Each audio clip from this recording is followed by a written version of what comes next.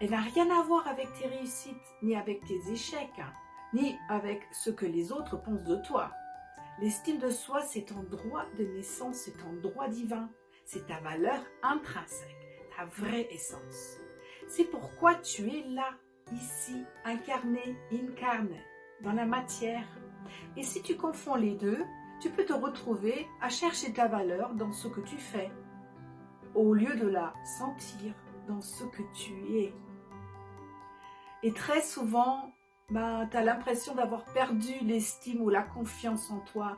Mais non, elle est juste fragilisée dans l'histoire familiale ou par les valeurs inversées de cette société plus ou moins malade.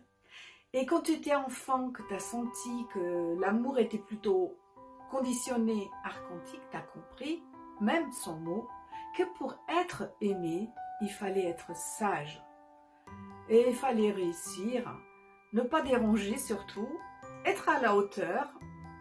Alors que, tu sais, l'estime qui est naturelle commence à s'évanouir, à se déplacer.